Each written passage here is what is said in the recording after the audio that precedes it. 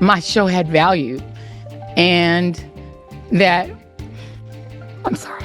Both of our non-white hosts in primetime are losing their shows. Single tear, white woman tears happening right here. So let me just say to Megyn Kelly, go fuck yourself. I think Joy Reid is one of the biggest race baiters in the history of American television. There's only so many times you can, play that shtick over and over again without people getting tired of it. Frankly, if Joy Reid were white and the tables were flipped, I'm sure she would last about all of one show. I think audiences start to become more cynical about where they're getting their information. The whole attack on her network was predicated on an absolute falsehood. No, black people are not interchangeable. And so I can't say, well, I got rid of Piers, but here's another one. President Trump's election victory was propelled by new media, but he still has his sights firmly set on settling scores with the legacy press. ABC News paid $15 million to settle a defamation suit. Paramount may now settle a $20 billion lawsuit over a 60 Minutes interview with Kamala Harris that Trump says was edited to make her look smarter. And this week, MSNBC fired Joy Reid, one of Trump's fiercest critics, who is best known for commentary like this. The race lady. Why would they call me that? Is this really about me fixating on race, or is it about you fixating on race? But Donald Trump wants to never let black and brown folk up off the mat. Evident what they mean by DEI, right? Why not just say what you mean?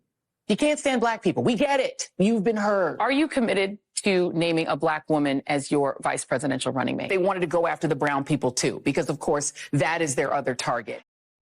Well, now Donald Trump has sparked uproar among DC journalists by taking control of the official press pool. The White House Correspondents Association has decided who gets special access to presidential events and Air Force One for more than a century. But now the White House itself will make the final call, promising to add podcasters and streamers to the rotation. And in a bombshell announcement, Washington Post owner Jeff Bezos said the newspaper's opinion pages will now be limited to the defense of only two things: personal liberties and free markets. Trump supporters say mainstream media is blatantly catching up with public opinion as it fights to remain relevant. Critics say it's a chilling assault on the free press. We're here to debate all this. Executive producer and host of the Young Turks, Ana Kasparian, the former White House press secretary and host of the Sean Spicer Show, Sean Spicer, the host of Bet News, Marc Lamont-Hill, and from Fearless with Jason Whitlock, Jason Whitlock. Well, welcome to all of you. Let me start. I'm sorry, I've missed one. But at last, and by no means as unimportant as I may have just made you seem, Natalie, the co-host and White House correspondent for Steve Bannon's War Room, Natalie Winters. Unusually, there are five of you because we just knew you'd all be brilliant, so we're having you all today. So, Natalie, welcome to you as well. OK, let's get into this. Jason Whitlock, it seemed to me, watching MSNBC rarely, because I found it bad for my blood pressure, that Joy Reid was just about the single biggest, worst race baiter in the history of American cable news. And it's not even close. Your thoughts? Totally agree with you, Piers. Joy Reid's job, as a lot of black women on MSNBC or CNN, it's their job to define everything along racial lines and to continue to explain to the American public that if you disagree with the Democratic Party, you're racist. And it doesn't matter what position you take. If you're anti-abortion and pro-life, well, you must be racist because you want to stop Planned Parenthood from killing black babies at an incredible rate. So it was Joy Reid's job to paint everything that Republicans or conservatives or evangelicals do as racist, and people happen to fall for that trap. She's lost some credibility, I think, on the other side of November 5th, and they're going to replace her with people that will do the exact same job, but they'll be less expensive. But yeah, I think Joy Reid is one of the biggest race baiters in the history of American television, but that's really the only skill she had to offer, and so she offered it up. And what is utterly ironic is that following her departure, her ratings sucked, by the way. They were terrible. Following her departure, Rachel Maddow, the biggest star at MSNBC, then accused her own bosses, NBC, of racism. Let's take a look. I love everything about her. I have learned so much from her. I have so much more to learn from her. I do not want to lose her as a colleague here at MSNBC. And personally, I think it is a bad mistake to let her walk out the door. It is not my call, and I understand that, but that's what I think. I will tell you, it is also unnerving to see that on a network where we've got count them, two non-white hosts in primetime, both of our non-white hosts in primetime are losing their shows, as is Katie Fang on the weekend. And that feels worse than bad. So, Marc Lamont-Hill, what's utterly bizarre about that rant from Rachel Maddow is that Joy Reid is being replaced on her show by not one person of colour, but three. 2 African Americans and a Latino. Isn't that a good thing? Isn't it the complete opposite of what she just told her viewers? Ooh, in Rachel's monologue, which I'm not sure why you called it a rant, but in her monologue, she said that it was a mistake to lose Joy. And prior to the part that you cut from, she explained Joy's talent. She explained why it was a loss. She never called the network racist. I mean, I understand that that's your interpretation, and well, I do think it's a she mistake. She said that the two hosts people of colour in prime time were going, but she didn't point out that one of them is being replaced by 3 people of colour. Right. So the whole statement, Right. the whole attack on her network was predicated on an absolute falsehood, which is that somehow they're taking the black people away, and this is awful. It's racist, was the clear insinuation. Right, and I was trying to make a nuanced point, and if you allow me to finish the point uninterrupted as you allow Jason to, you'll hear it. I promise I won't go on a rant. Okay. What I'm saying is you can have a critique of someone making a mistake along the lines of race without them being racist. For example, saying, hey, we need racial representation on the show is to say that, hey, this is a network that has a huge black base, a huge black woman base. Hey, maybe it makes sense to have a popular black woman host stay on the show. That's her argument. There's an argument against it for ratings. I'm not making a case right now one way or the other on that point. My point more precisely is it's not necessarily racist, or you're not necessarily accusing someone of racism to say that they made a mistake along the lines of race. That's all I'm saying. And no, black people are not interchangeable. So even if I were to replace you, Piers, with another British white male host, not everybody has your talent. Not everybody has your knack for deep listening and careful listening. And so I can't say, well, I got rid of Piers, but here's another one. So, and I like the replacements, but I don't think that they're the same. And then finally here, Joy Ann Reid, just to counter what Jason said, to say she doesn't have any other talent, I think is just untrue. She has the fancy Harvard degree. She's an experienced journalist, and she has deep insights that she offers. Her show isn't about being a race baiter. This is the problem that I see that's the biggest, and that is that when someone responds to a race-based conversation, somehow they become the racist. She's responding to the cutting of DEI. She's responding to people saying DEI stands for didn't earn it. She's responding to people cutting affirmative action. All of that is race talk and race-based policy. She's critiquing the Republican response to race policy, and they're saying, look, she brought up race. No, she's pointing out the problem with how they're dealing with race. Okay, let me bring in Sean Spicer, who's been smirking throughout your commentary there. Sean, your thoughts on this? Well, first of all, it's awful rich that Rachel Maddow, who works 1 day a week and makes $25 million, has some huge concern for Joy Reid. If you care about your friend that much and her well-being, offer one of the $25 million that you're getting to work 1 day a week to her. Second, I mean, with all due respect, if she were that popular, the ratings would reflect it. Her show was not being watched. People were tuning it out, and it was for a reason. They didn't like the topics, they didn't like her, but it doesn't matter. At the end of the day, it's a business, and the business is to attract advertisers that make the network money. Clearly, that was not the case. If people really think you're that good at what you do, then they tune in. The audience grows or it stays stagnant. But in her case, it was on a massive decline. And that says that they didn't like her. They didn't like her topics. They didn't like what she was talking about. And it's pretty obvious that there's only so many times you can, play that shtick over and over again without people getting tired of it. I think that the ratings reflected that. Yeah, I mean, Natalie Winters, there's no doubt. I mean, Fox has been absolutely crushing everyone in cable news now. They average 3 million viewers in prime time in the latest numbers, up 50% from the same month last year. MSNBC averaged 1.1 million, down 16%. CNN, 500,000 pretty much, down 3%. And in Joy Reid's case, apparently the ratings on Tuesday without her jumped 16% just by not having her sitting there. which doesn't entirely surprise me because whenever I had the misfortune to catch her, she was incredibly incendiary in her race baiting. There was just no other way to describe it. I mean, Mark's being very charitable in trying to defend her only ever responding to what you think were race issues, and therefore, if you criticise her, you yourself are being racist. But come on. She looked for every opportunity she could possibly find to accuse everybody who wasn't Piers, her skin colour of racism.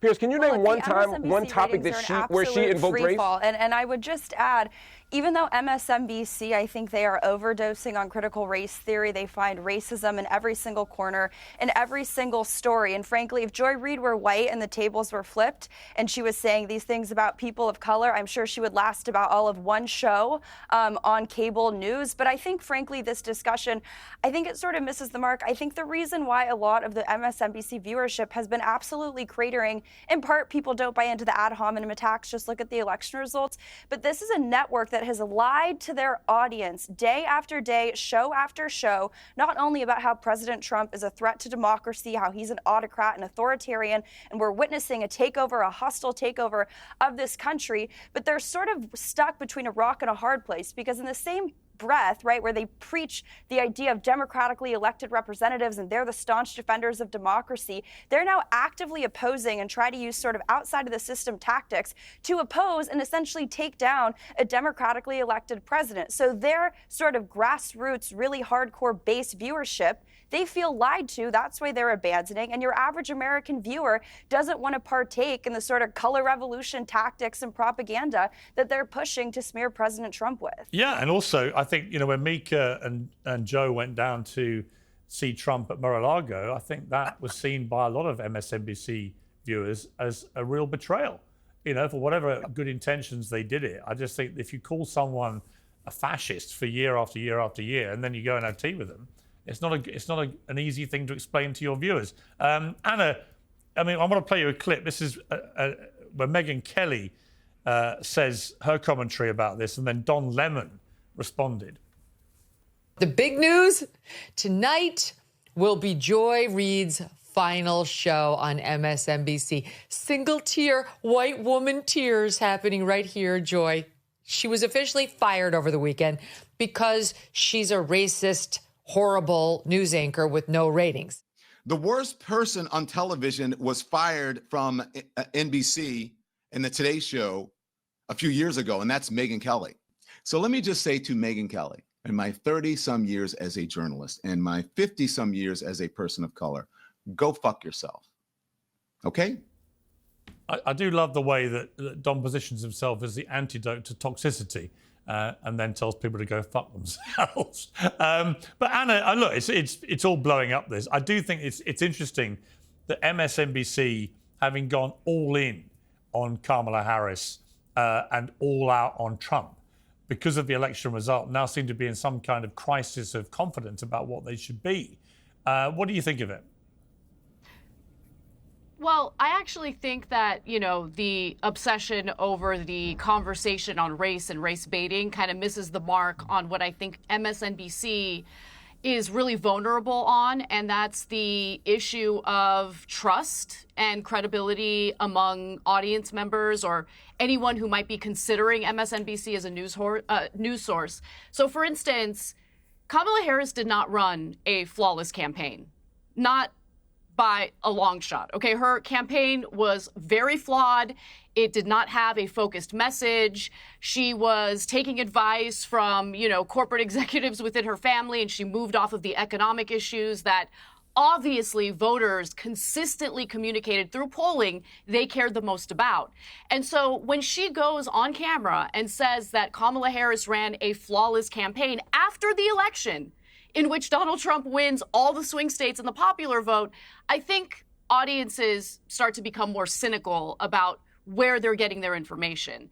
And so a lot of lies were kind of debunked in the aftermath of the election. And when I say lies, I'm specifically referring to how fantastic the Democratic Party is, how they really have a vision for the future, how flawless Kamala Harris is. Even though the aggregate of polls showed that she was trailing Donald Trump, we kept hearing all of these rosy news reports about how she was doing fantastic. And so I think the Democratic Party and the left in general really needs to have a moment of self-reflection instead of seeking out news content that validates everything that they believe and want to hear. And that's honestly the biggest flaw and downside of the Democratic Party at the moment. And people like Joy Reid, unfortunately, foster that kind of environment that made them think, no, we're killing it. We're doing great. Now, I don't think that MSNBC has learned the right lessons because they're basically replacing Joy Reid's hour with other individuals who are, never Trump Democrats, although Michael Steele used to be the head of the Republican National Committee, but nonetheless, he hates Trump. And so they're going to keep focusing on uplifting Democrats that I think really need to get back in touch with the American people and understand what their genuine concerns are. They're not doing that right now. I think they're looking for other mouthpieces that are willing to just tell them what they want to hear. Mark, you're shaking your head. Why? They're also hiring Eugene Daniels, who was a Kamala fanboy from Politico, to go over there and do this. So they're doubling down on stupid. I think it was said earlier, they're just getting cheaper versions, right? So Joy Reid probably signed her contract when MSNBC was Ascent. It's now flailing and falling apart financially and otherwise. So they're going in and getting cheaper versions of stupid. Yeah, and it's interesting to watch CNN where Scott Jennings appears as the Republican voice and basically takes on sometimes 3-4 liberals at the same time, and often eats them all for breakfast. But it's very entertaining to watch. And Mark, you're shaking your head, but the problem I have with MSNBC, it's all completely one-way traffic. They're just not interested in having anybody on there who differs from the view that Trump's the devil and that's the end of it. Whereas I think what's happening at CNN with Scott Jennings is quite interesting. It's more interesting to watch. I like on this show, for example, as we're seeing right now, to have people with all different voices. The idea you only have one type of voice, particularly when you've just taken a massive beating with that voice in the election, it seems to me just bad business, isn't it? No. To answer your question, the reason I was shaking my head was because it's simply not accurate what the person before me said. This idea that Joy Ann Reid was saying that the Democratic Party is perfect and that they made no mistakes and that all the campaigns were flawless. That's simply not factual. Now, I happen to believe that the Democratic Party made tons of mistakes, and I think that Kamala Harris's campaign was flawless. Right. So just again, hear me out, and then you can disagree, and we can agree. Who knows? Maybe if you hear me, you may find out you agree with me. Kamala Harris is one of the few people who was critical of the Biden administration's position on Gaza. She was one of the few people, along with Ayman Mohyeldin and Mehdi Hassan last year before he was fired, who spoke out against what the Biden/Harris administration did. She also spoke out against Kamala's response to it. I agree with you that they were too laudatory of the Kamala Harris campaign, and I agree with you that in general, they haven't done a sufficient autopsy of the Democratic Party, much less the Harris campaign, which I think could not have won anyway. I don't think she was a strong candidate, and I don't think she had a strong message to the American people. I suspect we agree on that. Where I disagree with you is that Kamala Harris was not unwilling to be critical. Joy Ann Reid was not unwilling to be critical of the party. I think the problem is that MSNBC in general is a left-wing/liberal, really, organ or political organ. Piers, no, I don't think that is inherently problematic. Donald Trump lost big the last election, and Fox News didn't hire me. They didn't double down and hire more. Yeah, but Fox News have people like Jessica Tarlov on the 5 and stuff that they will regularly have people on the left to give the other side, and actually, it's just more interesting. And that's fine. You're entitled to find Fox News more interesting. I happen to not find MSNBC interesting at all, so I'm not caping for MSNBC here. What I'm saying is that news outlets in general have a point of view, even ones that pretend that they don't. And I don't want to single MSNBC out as if they're the outlier ideological channel and the other ones are straight news. Nobody is straight news anymore. That's true, but I think they're that's true. But I think they're the only ones. MSNBC just isn't doing it well. They're the only ones who pretty much never have a conservative. In other words, an opposite voice. Well, and their business model sucks. I mean, they're failing. That's the point. Yeah. Fox, you can't. If you don't like Fox, that's fine. But at the end of the day, it's growing. So they're doing something right as a business. MSNBC, even if you ideologically, I agree with Mark on that, But if it worked for them, then go for it. Make money. It's not. And that's the point. At some point, the executives have to say, hey, you're not doing your job, which is we're supposed to make money as a company, as a business. So do something It's clearly different. not. Wait, listen. It's clearly not working. There wouldn't be with all firing. due respect, Sean. With all due respect, Sean. You're arguing. With all due respect, Sean. That's a straw man. That's a straw man, Sean. I'm not disputing that companies make money. I'm not disputing that MSNBC is doing a sucky job. I'm not disputing that MSNBC's ratings are bad and that they have to make a different decision when the ratings are bad. I agree with all of those things, despite your arguments here.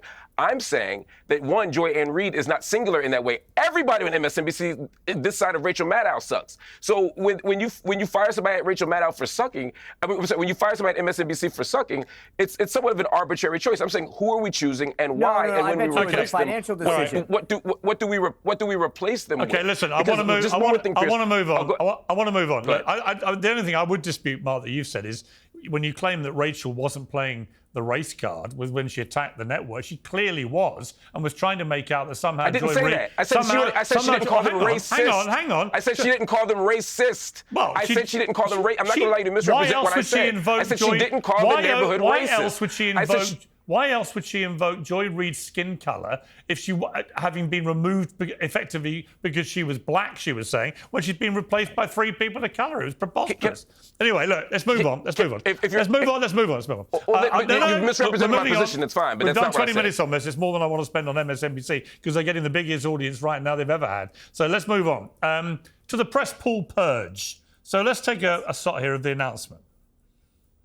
As you all know, for decades, a group of DC-based journalists, the White House Correspondents Association, has long dictated which journalists get to ask questions of the President of the United States in these most intimate spaces.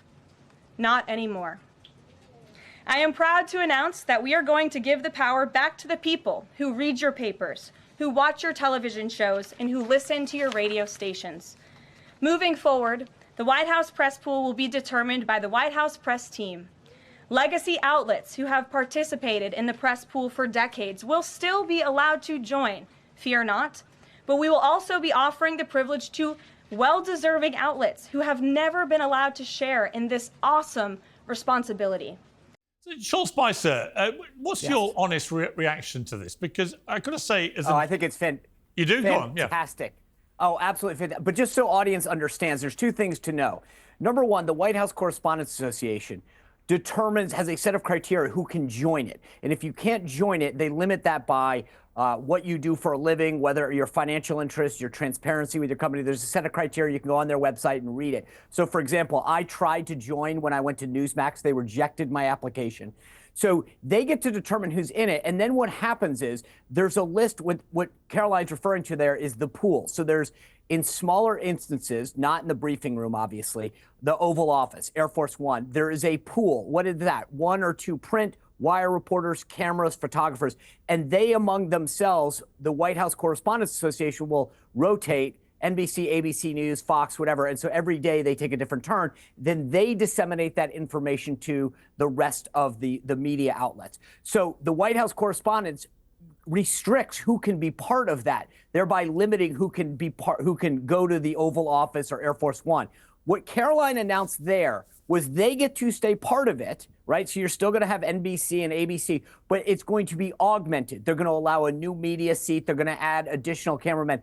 This is actually more transparency, more media access, more appreciation for the White House correspondents. Under the Biden administration, they cut 440 press passes from independent journalism, and the White House Correspondents Association said nothing. These people don't care about press access. They don't care about the First Amendment. They care about controlling what the American people see, read, and hear by limiting who has access. And they're pissed that somebody now actually outside of them can go into the Oval Office or on Air Force One and actually disseminate information that's not the left-wing bias. Yeah, listen, I don't actually have any objection to that for the reasons you've articulated very well. But the problem I do have is with the Associated Press getting barred from entering the Oval Office or travelling on Air Force One because they refuse to use the new terminology Gulf of America for the Gulf of Mexico, as it was known before Donald Trump renamed it. And their position is they're an international organisation, which they clearly indisputably are, and that many places outside of America continue to call it Gulf of Mexico, as it's been known historically. Why should they be barred for that? Yeah.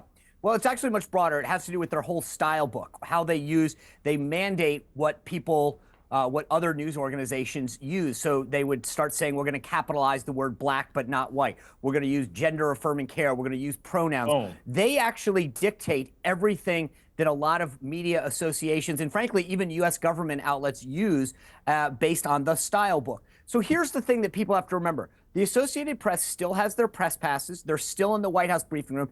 But the invitation to go into the president's office, they've restricted. That's not freedom of the press is allowing them to write what they want, to say what they want, and they still enjoy all of that. They enjoy full access to the White House briefing room. All their correspondents have their pass. The president has a right to decide who goes into his office. I can't walk into the Associated Press's office just because I have a First Amendment right to say things. This is ridiculous. They get to decide who goes into his office. Okay. That's his prerogative. Okay, Mark, it's ridiculous apparently, but you're not having it. The president's office isn't like walking into my office or Sean's office. That's sort of a dishonest comparison.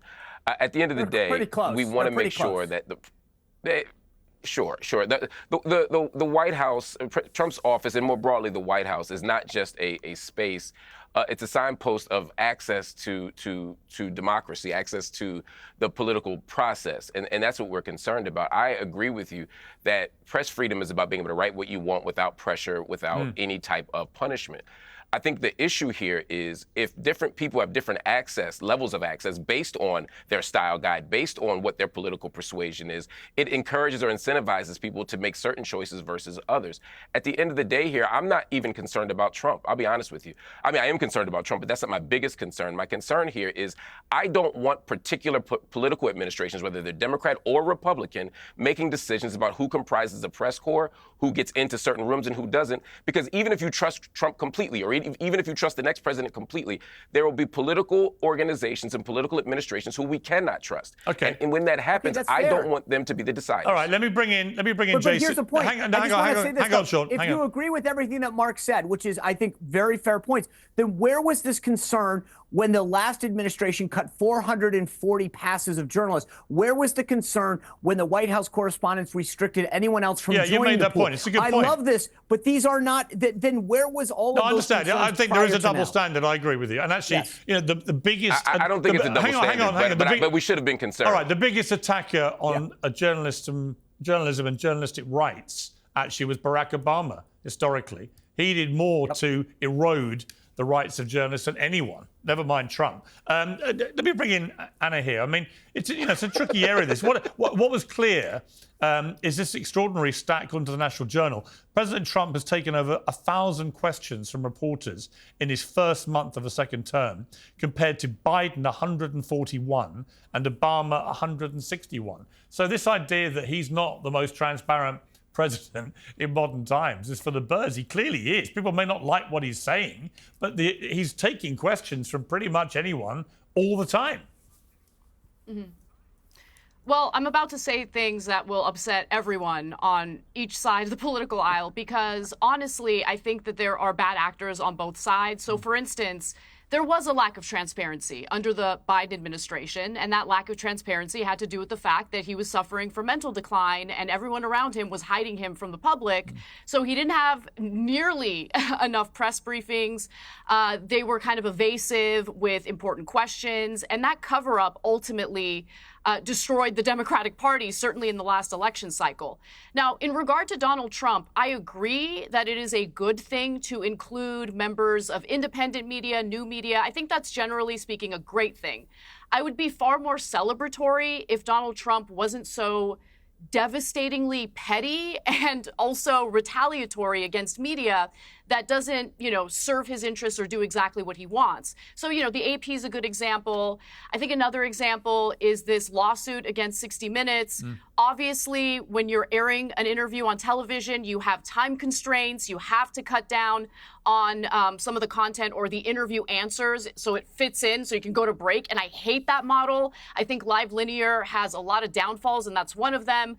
But the idea that they intentionally edited her to make Kamala Harris sound sound better is laughable to me, because whether it's the word salad answer on what's happening in Israel and Gaza or the shortened answer, I don't think she really particularly had a great answer. It didn't make her look good. And Trump won the election. What are you doing, suing 60 Minutes over this? That's insanity. Well, I think you do. I think if you face, I think if you faced, 100%. as he did, if you faced 2 years of relentless bullshit about Russia collusion, you've probably got a very, very cynical view of the way the very liberal skewed mainstream media has behaved towards you. And Trump, he's got I always say he has the thinnest skin I've ever met and the thickest. He can take stuff that would destroy anybody else, but he's going to react to absolutely every slight that anyone imposes on him. It's just his nature. He ain't going to change at 78, I can tell you. I understand what you're saying, Piers. I understand what you're saying, but understand that, do we value our Constitution or not? Do we value freedom of the press or not? Do we value the idea that the government cannot retaliate against you over your speech in America? Yeah. I value those things. Yeah. And it's really important for the president, through his actions, to prove that he also values those things. Jason, you've been waiting patiently. What's your view of this? He's proven a million times that he values the freedom of the press. The man went to the NABJ convention, sat down in front of 2 black women and probably a gay black man, I can't remember, went into the den of the people that hate him the most and took all their questions. They were late getting him on stage, late showing up. He took all their questions. The man is fearless, and he has every right to punch back. The Associated Press is Associated propaganda. It is the enemy of America. Donald Trump's not lying there. The Associated Press is part of this global establishment that wants to destroy American freedoms, and this man has every right to punch back. They need to be hit in the mouth. They lie every day. They distort every day. They're part of, and again, I've heard you all say, hey, this isn't about race. Yes, it is. The Associated Press and all the American media have been pulling a racial hoax on voters and the American citizens for 60 straight years. If you don't support these left-wing propaganda deals, all of it, hook, line, and sinker, you're a racist. And there's no greater smear. Nothing can hurt your economic viability, opportunities in the media, opportunities just to be seen as a normal citizen than these leftists calling you a racist for supporting the Constitution and just common sense. Okay. I've got to say, I don't. Beating up the Associated propaganda. I don't think the Associated Press is the biggest threat America faces right now. If I'm having run a national newspaper in the UK for 10 years, honestly, the AP it has its issues like all these agencies, but actually they do a pretty good, pretty impartial job most of the time. I think it's been wildly exaggerated that they're some kind of media version of ISIS. But let me bring in Natalie here, because I want to talk to Natalie about the other thing that's come out, which is Jeff Bezos of the Washington Post, who emailed all employees to say that we're going to be writing every day in support and defense of 2 pillars, personal liberties and free markets. We'll cover other topics too, of course, but viewpoints opposing those pillars will be left to be published by others. They said, I'm of America and for America and proud to be so. Our country didn't get here by being typical, and a big part of America's success has been freedom in the economic realm and everywhere else. Freedom is ethical, it minimizes coercion, and practical. It drives creativity, invention, and prosperity. Now, critics have said this is another example of a tech oligarch, bending the knee to Trump, smothering press freedom and so on. I just wonder why he would want to do this. If you're owning a national newspaper in America, why would you publicly announce that you're going to actively not have views contrary to the view that you hold? Well, Piers, as a newly minted member of this whole new media initiative that the White House is rolling out, I would like to just real quickly say one thing, and that is that this whole narrative that it's the White House Correspondents Association that is the victim in all of this, it's the American people. And what you're hearing is continued victim blaming coming out of these legacy media outlets who, not just for the last 4 years of Joe Biden, totally did not cover anything to do with his mental cognitive capacities and capabilities being absolutely zero, but they colluded with the Biden White House with big tech to censor Americans who dare to speak out about COVID, about vaccines, about election fraud, about every single issue. So spare me the performative activism that these people care about free speech or freedom of the press. And frankly, I find it quite ironic, if not hypocritical, that Marc Lamont-Hill, who I believe is on the payroll of Al Jazeera, so the Qatari government, wants to sit there and say that free speech and freedom of the press is so important. I'd suggest that you look up that country's rules when it comes to freedom of expression, freedom of speech, freedom of religion. It's not that great. I'd invite you to criticize Qatar on air, but you probably won't because you lose your paycheck. Give me an example. Give me an example of that. Give me an example of that. You just said, what is your issue with Qatar's stance on free speech? Since you're criticizing the Qatari government's position on free press, what is it? I dare you to criticize the migrant workers that they used to build the stadium. No. We're talking about free speech. Well, I'll tell you what. Hang on. No, because you suggested that I haven't done that. I've got an answer for you.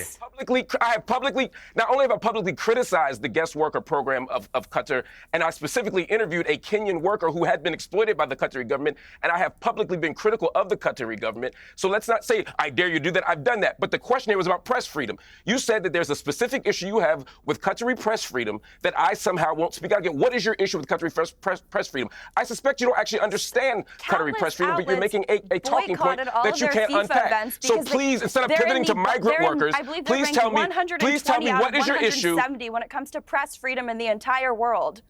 I can tell you, Natalie, hang on, time out. Natalie, just for what it's worth, I actually criticized high-level Qatari officials on this show in Qatar during the World Cup about the migrant worker issue at the World Cup. And nobody in Qatar had any problem with it. So this idea that they suppress that kind of criticism, they don't even suppress it when you're there, doing it on air from Qatar. So I think that is a misunderstanding. I'm not exactly sure that you guys want to be dying on the hill of Qatari press freedom. I'm pretty sure, what was it, the latest rankings, they ranked about 130 out of 170 countries when it comes to press freedom. You can look I mean, it's an autocratic regime. All right, let me ask you, I want to move on to this, which is, I want to move on to the Washington Post. Sean Spicer, Washington Post, I'm uncomfortable about this, I'll be honest with you.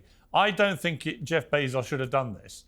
I think it's one thing to have subliminal influence or your editor to do it quietly and you do it like fine.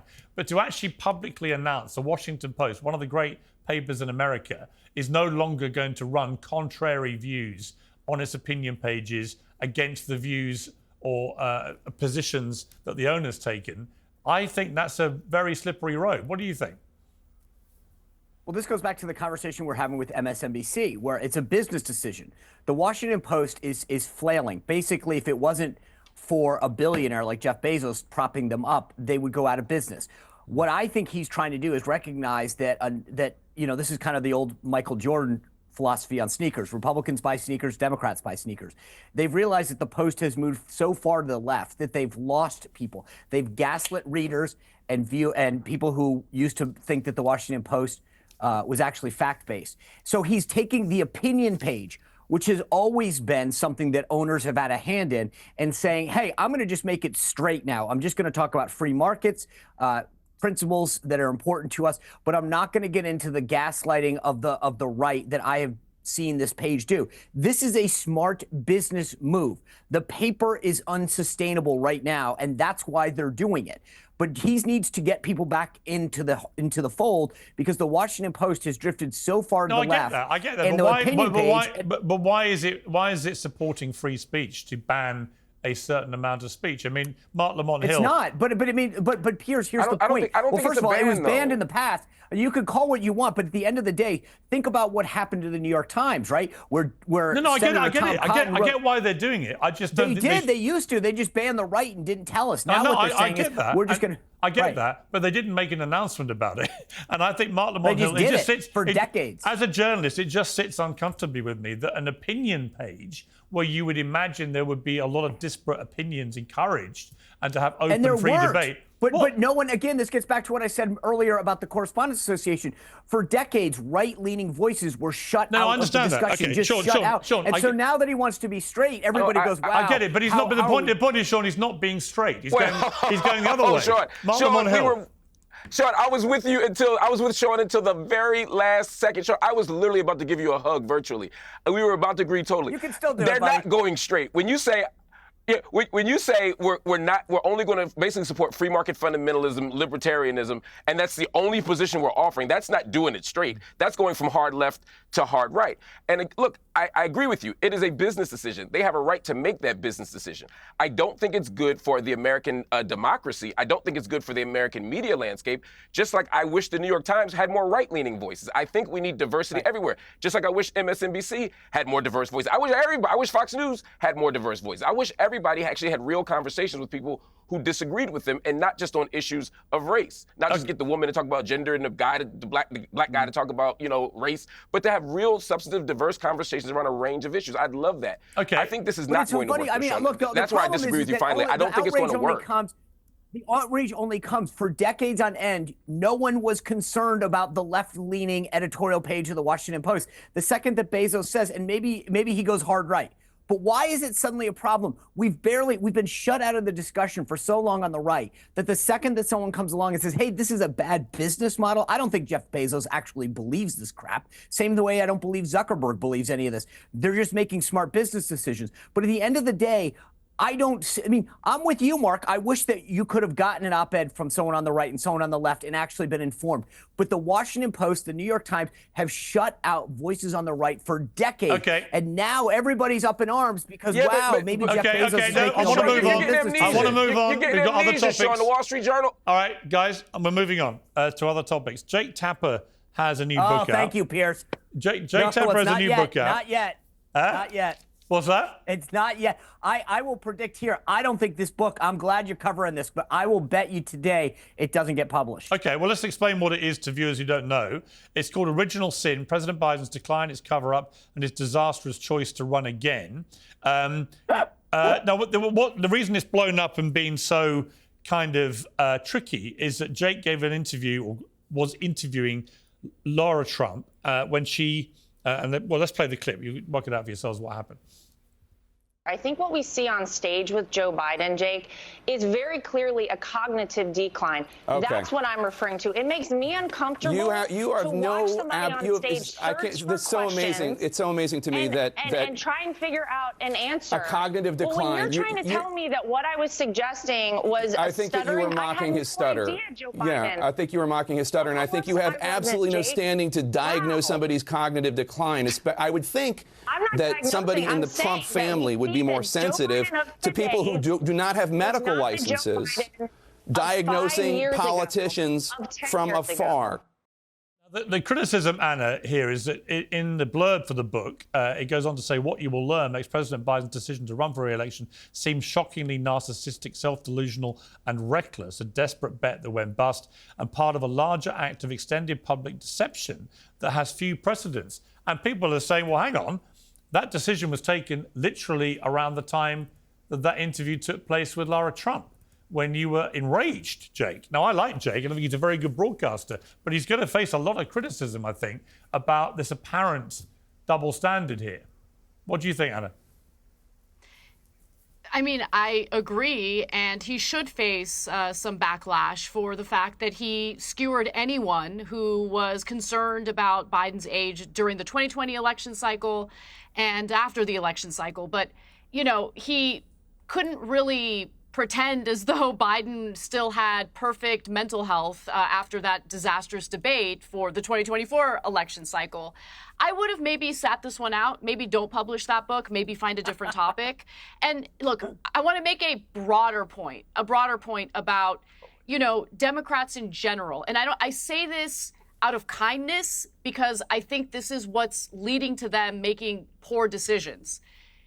If the right claims something, I get the temptation to automatically assume it's bad faith, there's no truth to it, no credibility, no merit. I get that temptation to think that. And you know what? In a lot of cases, that might even be true. But sometimes they make good points, And you should, as someone who purports to be a journalist, just investigate it. You don't have to believe what anyone says at face value, but just investigate it a little bit, because they might be telling the truth. They might be, lifting the veil on some big issue that the left is blind to. So please don't automatically assume that if someone on the right says something, it's automatically wrong. They might have a good point. Just look into it. That's I actually agree. I also think, actually, That's why I salute I Jake's actually think, book. well, hang on. I actually think to broaden that when I look at people who come from left or right, the real ultimate litmus test for me is, are they prepared to criticize their own side about anything? Because if they're not being honest brokers. Every side has its problems. Everyone on that side should be open and honest enough to say this is wrong when their side drops the ball or does something wrong.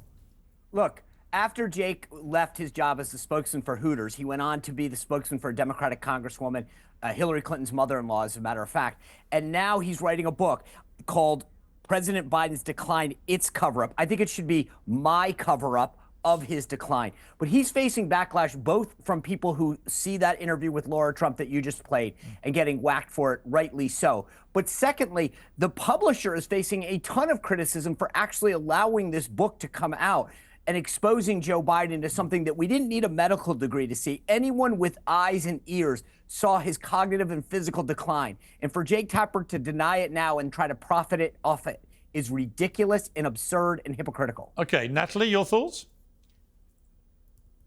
Well, look, this is industrial grade projection. The only sin is what the media did for the last 4 years in terms of lying about Joe Biden. I think this book would probably be better published as an autobiography because Jake Tapper played an instrumental role. And frankly, I would start the tape not just on the interview that you played, but go back to President Trump's first term, where Jake Tapper would interview these radical Democrat members of Congress who would go on and say things like Jamie Raskin, saying that President Trump should be impeached under the 25th Amendment because he's mentally unwell or mentally unfit to be president of the United States. And Jake Tapper, during that interview, sat there, did not push back one bit. It's a double standard, but frankly, you come to expect it. And I think to link it back to, frankly, all the stories that we've been discussing, there's this weird, to sort of use an intel community term, limited hangout, I think, that we're seeing come from people who have really, I think, made their careers off of opposing President Trump, the populist kind of MAGA movement, whether it's the Zuckerbergs of the world, the sort of tech oligarchs. But now even here you have figures in media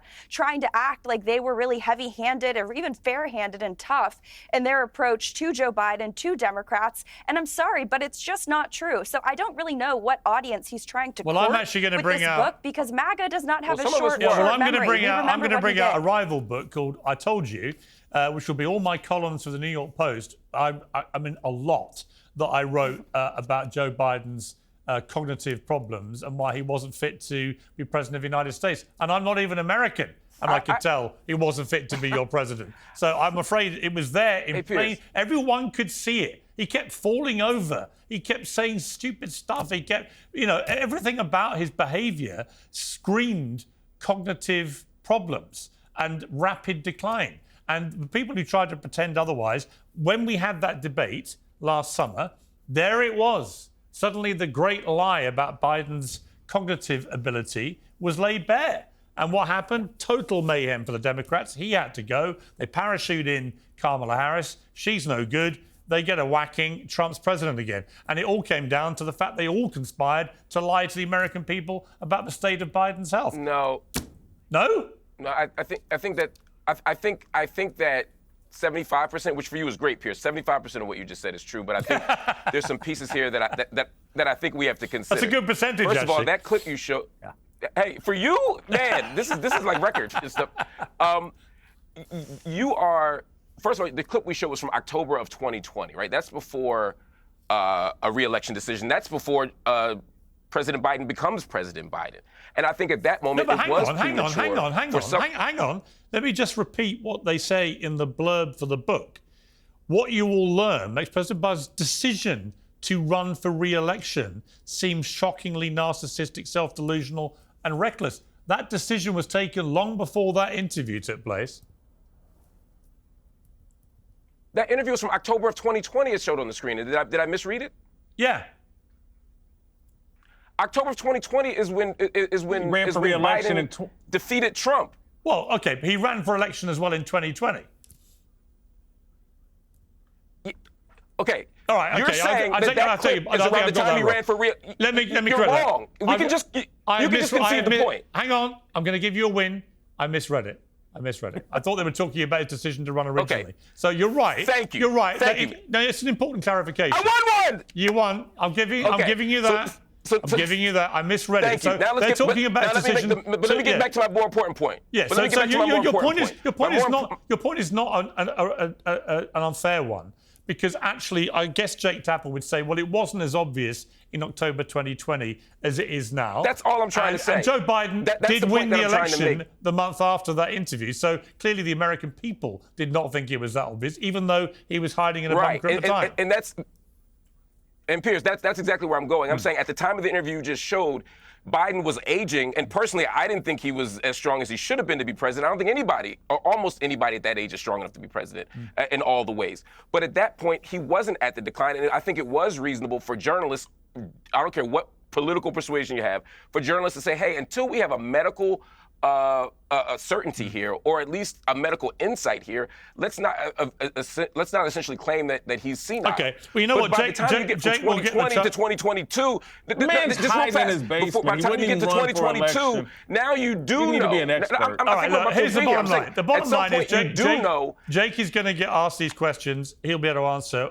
I'll be interested in what he has to say about it, because he's a smart guy, and it'll be, I'm sure, a very readable book. But the bigger picture is really how the mainstream media collectively, I think, deliberately went out of their way to mask it as that second, the 4 years of his tenure as president, how that unraveled. It was very quickly obvious to a lot of people, including me with the columns I wrote. But some of us were lied to too, Piers. That's all I'm saying. No, I get it. It wasn't all a conspiracy. Some of us didn't know either. I get it. Some of us had our suspicions. I get it. I hear you. That's all I'm saying. I've given you one win. You're not getting another one. Let's turn to Alec Baldwin. I'll take it. Let's turn to Alec Baldwin. Because he's got this new show out, reality show on Discovery Plus, The Baldwins. Just had its season premiere. Let's take a look at the clip.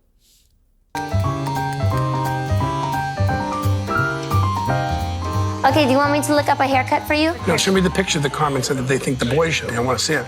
No, she didn't send a picture for you. These children are like 5. Do you want her to send you a picture for you? Yes, I actually do. Okay, I'm calling her and telling her. Yeah. I wonder why I'm here, aren't I? Okay. Daddy feels left out that you didn't send a haircut for him. You get the same one as Romeo. I love you. Bye. But Carmen, this kid's 5 years old. Send an age-appropriate picture of him, okay? You can't actually endure much more of that. That's pretty much the highlight of the whole thing. What's extraordinary, only 10 minutes or so of that episode are given over to his shooting of the Rust cinematographer Helena Hutchins. But most of that is in relation to Alec Baldwin suffering PTSD from shooting that woman and how he needs to be able to move on. Jason, I mean, I've been very critical of Baldwin from when that happened onwards because he's constantly positioned himself as the real victim here. And obviously the victim is the woman he shot. Alec Baldwin is suffering the same thing a lot of leftists are suffering. The world has dramatically changed. They're not as in control of the matrix as they used to be.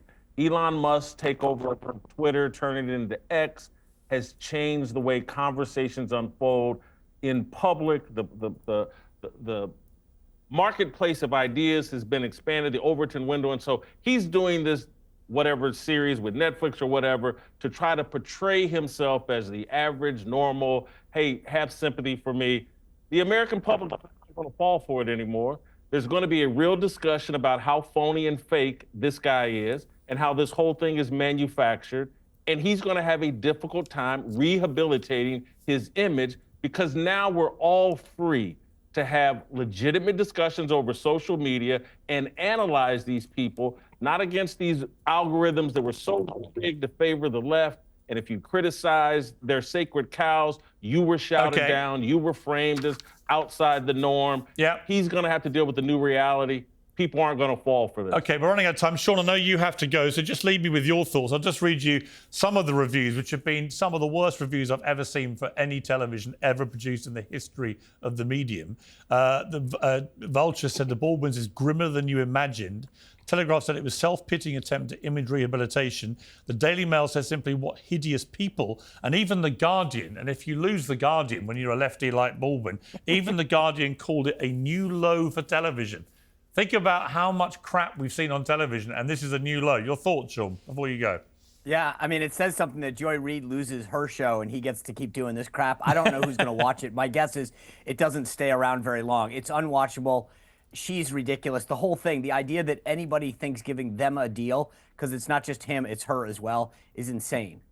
Anna, I just want to talk to you very, very quickly about something completely different, which is breaking as we're doing this, which is these two brothers, Andrew and Tristan Tate, who are facing serious charges of sex trafficking, rape and other things, have been allowed to fly from Romania to Florida today. They've just landed. Andrew Tate has said, my brother and I are largely misunderstood. Now, the governor of Florida, Ron DeSantis, has responded by saying the reality is Florida is not a place where you are welcome, talking about the Tates, with that type of conduct. I don't know how it came to this. I found out through the media this was happening, and he's now looking into it. This is an ongoing, pretty movable feast. I talked to Alina Haber, the counselor to President Donald Trump, who was being very flattering to Andrew Tate on Benny Johnson's show only last month. And many people think the White House has somehow engineered this freedom flight, if you like, because he'll now escape justice in Romania with his brother, or whatever justice may have been. We don't know. They've protested their innocence, but they now won't have to face any criminal proceeding there if they stay in America. What do you think of this? Look, I think a lot of people who are public figures end up being misunderstood to some extent. The Tate brothers, not an example of that, because Andrew Tate has streamed so many episodes of his show, if you can call it that, where he literally brags about manipulating women, tricking women into essentially being part of his, like, you know, harem of women that he... anyway, makes money off of. Let's just put it that way. I don't want to get too crude here. But he brags about it. I mean, he himself, there's endless evidence to prove it. And honestly, I don't know what Donald Trump is doing here. Like, why would you associate yourself with these people? It's like he needlessly brings on criticism, right? You don't need to associate yourself with the Tates, and you don't need to bring them here to the United States from Romania, where they're facing serious charges. Okay, it's Natalie, needless. quick ridiculous. response. We've run out of time, but this just dropped. So, Natalie, your response to that? Look, I think if the Trump administration had been intimately involved with bringing him over here, you know, every civil servant, bureaucrat there, they would be leaking profusely. It would be the lead story on every mainstream media outlet. I don't speak for the White House. I don't know. I don't think that they were involved in this. Like Alina Habba said, it's the Romanian Justice Department that allowed them to fly here. I think when President Trump has a strong opinion on something, he lets it be heard. I have not heard him speak on this, so I think we should wait to hear from him directly before we let the media do what they do best, which is lie. We've got to leave it there, but that's just happening. It's developing as we're talking. Thank you all for an excellent panel. I appreciate it.